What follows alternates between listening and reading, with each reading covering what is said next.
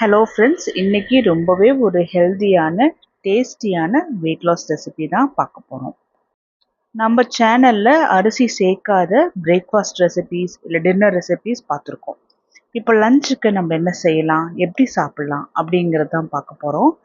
இந்த ரெசிபி சாம்பார் சாதம் தான் நம்ம செய்ய போகிறோம்.